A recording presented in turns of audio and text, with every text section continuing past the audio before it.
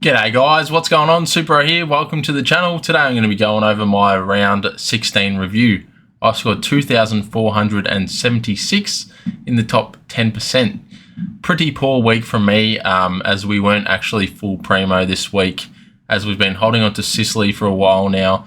Hopefully he does come back next week. But yeah, this week I think he's still missing, so it's unfortunate. We've had to drop in the ranks of around 211 spots, sitting at season rank of 7,650, which isn't good enough really. We should be going up the ranks, but we aren't full Premo yet. So I think what we're going to have to do is just play it safe for the next couple of weeks. I know we could be at full Premo straight away if we wanted to, but I'm going to probably focus more on leagues here now. As I've still got Sicily, he'll be a good pod coming to the back end of the year, but I'm not going to make any stupid decisions where I'm going to stuff up my team when I can just wait a couple of weeks and then get the players I want for a cheaper price. Instead of having to use multiple trades, I won't have to use as many. But yeah, anyway, the team went pretty well this week, except for obviously Fife getting subbed out, which I didn't hear the end of because my mate had him in his multi, but that's fair enough. It's a bit of a stitch up that he did get subbed out. 45, pretty poor score from him. He's a bloody roller coaster, this guy. And the bad thing is I think I've got to hold him, which is annoying. Like, I'll probably have to trade out Johnson before I trade out Fife, which is a stitch up, just because I didn't really think through my trades last week. I bought in Bytel as a rookie who isn't going to get games, and just more of a loophole, hopefully, but means I've got no swing in the midfield for the forward line, so I didn't think that through the best, so probably should have done that last week and bought in a mid-forward instead of just a midfielder, but it is what it is.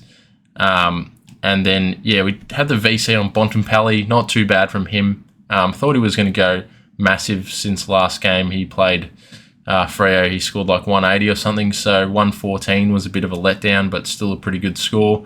Could have took it, but I was like, nah, I'll just risk it and put the C on Dacos, which worked out well. Won me a couple close matchups in the end, so that was lucky, especially when I've still got a rookie on or two rookies on the field on this matter, but it's a bit of a stitch up. So 1 week away from Sicily, so we'll just keep holding him. Hopefully he comes back and plays really well. But Stewart, 147, really good stuff from him.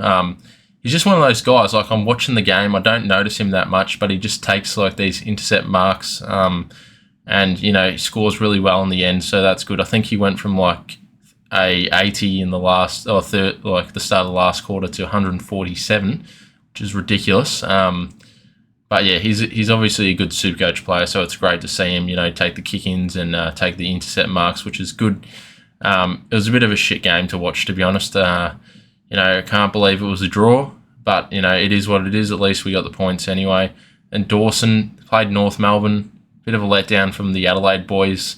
I think Keys was the one who played the best for the Crows, so that's a bit of a stitch up in terms of the midfield, but Dawson, he should bounce back. I feel like he's going to bounce back in the last couple of rounds of the season because, they're fighting for a top 8 spot. So surely they can, they're not really fighting for it. They're already in there, but, it might be a bit closer come the end of the season.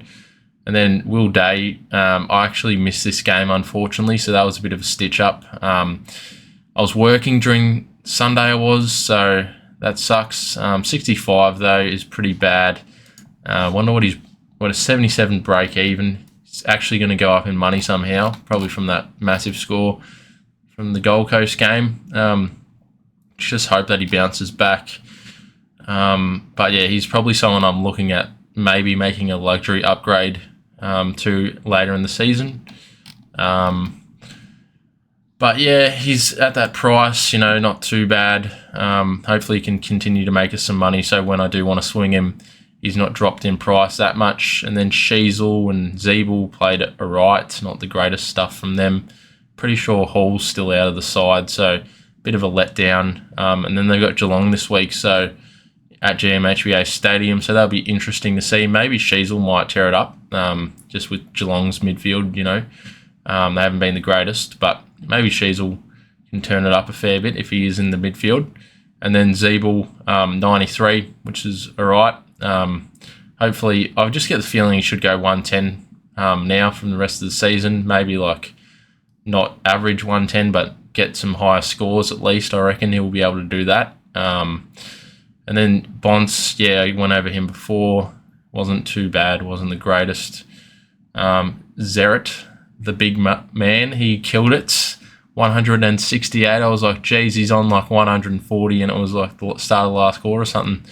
Crazy stuff from that game. Dan Houston kicked the goal after the siren. Pretty funny, but sucks to be an Essendon supporter. But anyway, Dan Houston was one of those blokes. I was like eyeing him off, but like you would never really actually consider him as a pick, I guess. Like, now he's going to go up a fair bit of money, but like he's been pretty good this year. He's in 2% of teams. That's crazy. Like he should be in more teams.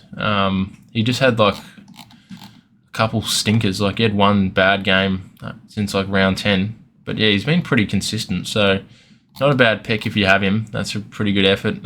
Maybe a bit of a pod, especially because Port's playing really well this year. So he's pretty good. Don't mind him at all. But he's got a 3-round average of like 116. That's crazy. You probably won't be able to get him in though, so that's unfortunate. And then Laird, I was thinking about putting the VC on him, but I just got the feeling that I wouldn't do it. I would go a bit later in the round, have the VC on Bont, and then I was originally going to do it into Marshall, and I think Marshall did get like 130 on fantasy or something, but his SuperCoach wasn't as good, so that's a bit of a letdown there. But luckily I took him to Dacos's C option, which I thought would be a good one because, ended up being a smashing. So that was lucky. And then Neil, 143. Don't know why I didn't think about putting the VC on him. But I wanted to have a bit more of a risk, I think. A bit more of like a left of field option on like Dacos, I guess. But, I need to try and get up the ranks somehow. So captaincy is definitely a way of doing that, but didn't really make up too many points with Dacos, so that's unfortunate. And then Brayshaw really let me down. Looking at this, it makes me think I should have got Sarong in because he went off. He got like 138 or something. And, Sarong is super consistent. I didn't actually think he was that good, but I should have looked closer at him just because, Brayshaw is still young and like in his prime, so I thought I'd go with him over Sarong, but, it is what it is. I think most of the top 1% have like Brayshaw anyway, so hopefully, he can bounce back this week against the Blues. He should be able to. Tom Green, not too bad, 128. That was awesome stuff from him in a bit of a tough game that suits his conditions. And then we've got Walsh, 99, really frustrating. Bought him in last week. Surely he can't play like this crap for the rest of the year. Like, surely he's going to bounce back, but I can only hope. Might have stuffed up here. I was probably better off getting in Callum Mills over Walsh, save like 100k. But at least I know like Walsh will be able to give me flat 100s minimum. But it's really frustrating. Like, I thought he'd be better this year. He's obviously had the injury history at the start of the year. Hasn't really come back into the team in full form. Once hopefully his CBAs can go up and then he'll start scoring well, but it's hard when Cherra's scoring so well. And they got other guys like Kennedy and all those blokes, Cripps. Hewitt can't even get a game, for God's sake. Like, it's a bloody mess, but they've decided to win a game, which was good, but everyone saw that coming, basically. Just hope that Walsh can get more like CBA times, so then he can score better. But I think he's owned a fair bit by the top 1% as well, so I'll have to double check that, to be honest, but I'm not too sure. I think that's the case. And then Johnson, like, you would argue the case that you would hold on to him for a bit longer, but I'm not really looking to be making cash with him. I just need to get another premium onto my field, so I'll probably have to trade him out early. He could go up to probably around like 370k. Yeah, that would be his peak, but I don't think it's worth waiting on him. Maybe he goes better now that Fife is out, but Fife wasn't really playing much mid-minutes anyway because he was still injured apparently, but it's just a stitch up. And Chesser was actually playing, got a 45, which was a bit of a surprise. Same score as Fife. Bloody hell. English played really good. I thought he was in for a bigger score than 127. He looked really good, so just appreciating having him in my side for once. Had him since Darcy got injured, so I'll probably have to trade out Briggs this week, just because I've got all that money sitting on the bench. I really need to get the points on the field. And then Marshall, mentioned him before. He looked like he was actually due for a bigger score on fantasy, but only got the 104 on SuperCoach, so that's a bit frustrating.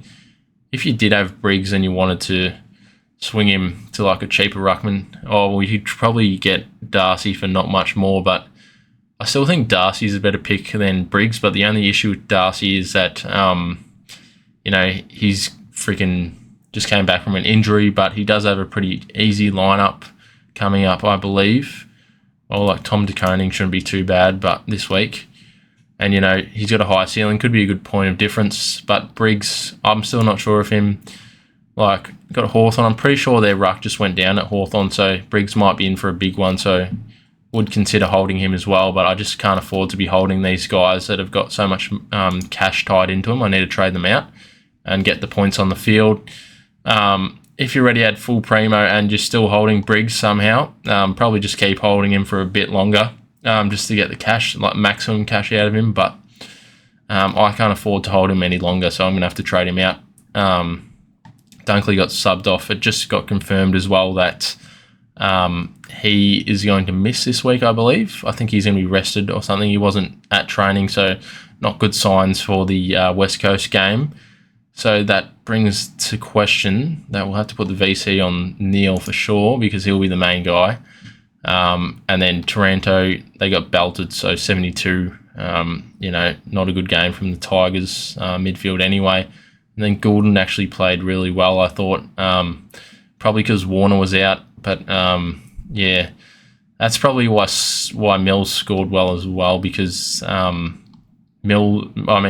was out, so probably have to take Mills' score with a grain of salt. But it looks like they do want him in the midfield a bit more, which is good, but, it's just, is he going to be the Mr. Fix-It guy for the rest of the year? Probably not. Sydney need to make finals. Surely just put him in the bloody midfield for the rest of the year. He was like 230k more expensive, so crazy stuff, like 642 at the start of the season, crazy shit. Kind of salty. I should have just waited a week and bought him in over Walsh, but I needed the points basically, so I think Walsh can bounce back. I just got to hope that he does. And then last week we kind of said that, luckily we didn't bring in bloody Elliot Yeo though, far out. He got injured. He didn't play. He's out for the next 4 weeks or something, so that was lucky we didn't bring him in. But I did say something like, I wish that he went shit, and then he did, so that's rough.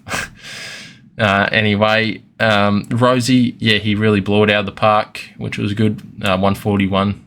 He's starting to get that high ceiling back, which is good. And then they've got the Gold Coast this week. Interesting to see what happens here with Gold Coast, because I believe Took Miller's only 1 week away. So does that mean he's back this week? Maybe that is a bit of a question mark. If he does come back, does that mean that Gold Coast are more of a chance of making finals? Probably, but is he fully fit? Who knows? It could be an interesting game if Took is back. And then it asks the question, should I try and get Took into my team? Maybe I should. A bit of a massive pod for the rest of the season. I might actually do that.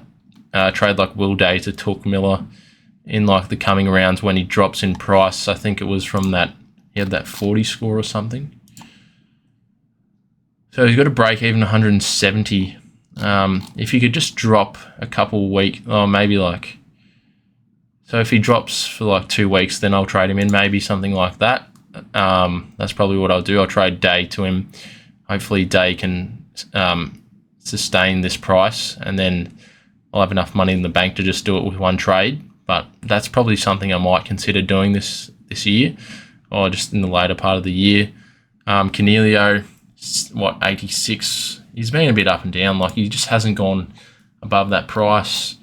Does have the Hawks this week. Got a pretty decent fixture actually coming up. So hopefully we can see some 125 scores from Cornelio. Hasn't been his season this year. Really annoying. It is what it is. And as I said before, I'm going to have to hold on to Fife, which is a stitch up. Just got to pray that he comes back at the end of the year. And then Ford, I was meant to loophole them, but I didn't realise they had exactly similar times for the game, so I couldn't do that anyway.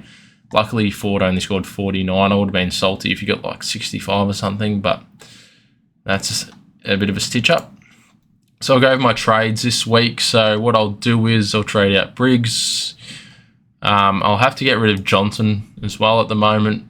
Probably could have held both of them, but I don't think I can do that. And then what I'll do is I'll bring in... I can afford to bring in Petrarca, right? And a rookie. Who can I bring in? So I could do this if I wanted to. Bring in Petrarca. And Cunningham maybe would be... I think Cunningham will be my new backup replacement for Fife. So I've actually got someone playing. I think Cunningham will get games for the rest of the season. Should be in their best 22, and he's got a high ceiling, so that's awesome. Just hope he doesn't affect Sam Walsh's role, but I'll have to go have a look where he actually is playing because I didn't actually get to watch the game. So probably do something like this, which is probably what I prefer to do because I think Petrarca is definitely someone that is a must-have, or Oliver or so on, but I think I'll just go against that pick because this way, if I complete the trade, I can't get a Sheasel down forward to get my full Premo side in when Sicily comes back. Or could I do something? I could swing a Will Day into the midfield, but then I've got no DPP swing, so my forward line would be lacking. And especially with Dunkley just... who might be getting rested this week, I probably can't afford to do that. So I might have to put Fife there in the midfield, which will create that DPP swing. So I'll probably just swing him I'll put Cunningham on the field this week, probably. That's what I'll do. And I'll just grab Butters, probably. Just I don't think Butters will outscore Petrarca. But, he's having a really good year, so I'll just bring him in. Definitely in the top 3 forwards, so I'll put him in the forward line. That will complete my side with 71k left over. I could also do something where I trade in a rookie that has DPP status, like a defender forward, and that would allow me to swing Sheasel down forward. But I think after looking at it, I don't need to do that anymore. Because I can just put Will Day into the midfield next week or something. So yeah, I'll keep Butters in the forward line. This will open up the DPP swing cover option, which will be Cunningham now because Fife is going to be out for the rest of the year probably. So Cunningham will be my new guy that I'll be using as coverage.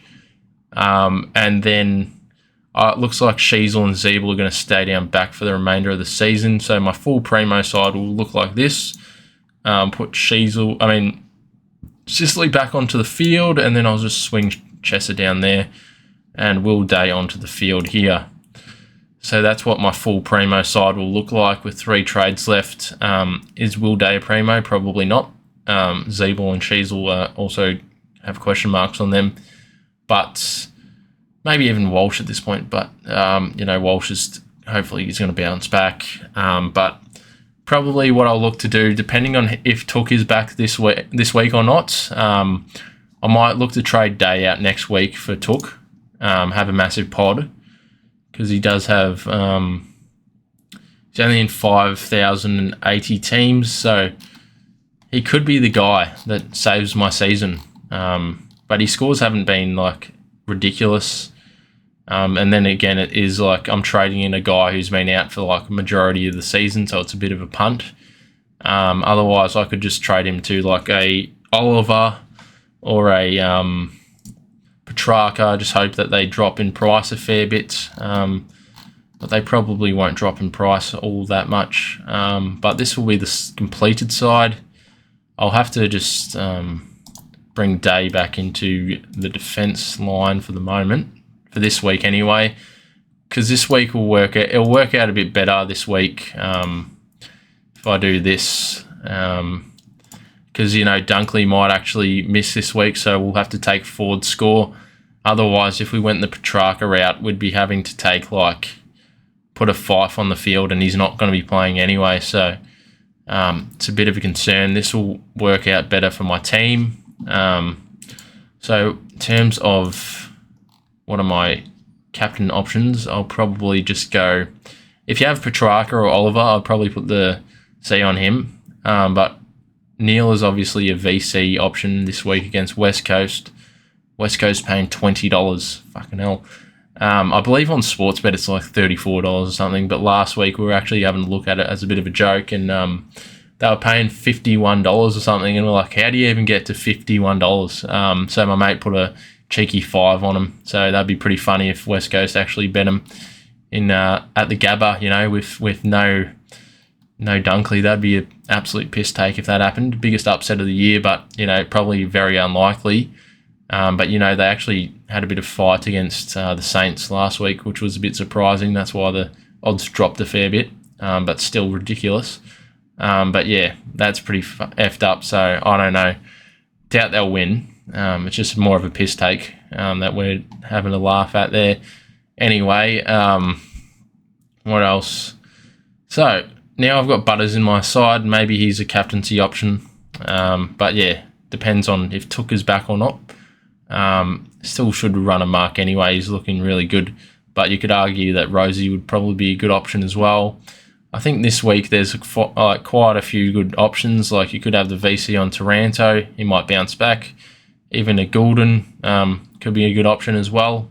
I think English might tear up Darcy Cameron as well. That's another good option there. Not really sure about Marshall. Probably not him. Brayshaw against... maybe even Sam Walsh, but maybe it's just optimism in my head. I just think he'll do better, but who knows? I just hope that he can come good. It's really frustrating. And then, we got Laird. He could be another option to bounce back as well. Even Dawson. Fair few good options this week. But I think I'll go VC Neil into Butters. Otherwise, I'll probably go VC English into Neil. That'll probably be the other good one. But I think you just got to take the risk on Neil for the massive score that he might get against West Coast. So yeah, this will be my side. Still not technically at full Premo. Just when Sicily comes back next week, we'll have our full Premo side in. But we obviously already have all the Primos that we need. And then we can just trade out Will Day to someone like along the lines of Petrarca, Oliver, or Took, just depending on how much they drop in price. If they do drop in price, that is. Probably should have bought in Cripps over Walsh because he's actually got the guaranteed CBAs. Then Sinclair, probably should have traded Sicily to him, but I think Sicily will be a good pod come the back end of the season. Steele only scored 86. I was looking at bringing him in last week, but after an 86 against West Coast, that's just a massive red flag for me. Could potentially bounce back if he starts to pull some form out of his ass, but I don't see that happening. It's a bit of a shame, really. Like, he had such high expectations at the start of the year. And then Gawn, we'll just get rid of Gawn. We got the full ruck set up anyway. I'd probably bring in Darcy anyway if I was getting a Rowan Marshall replacement. McRae's not a bad option, but he still doesn't have the CBAs that you would like him to have. Darcy Cameron's still freaking cheap. He's really got thought his break even would be higher than that, but yeah, I'll just put the Jez. Jez, I think he might be an option to bring in a couple of weeks if I've got the trades for him.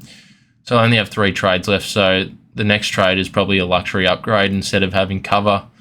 So I'll probably have to luxury upgrade. I think I'd rather have a luxury upgrade than have Jez as cover. So, but Jez is not too bad value. Like, he does have North this week. He should be back this week.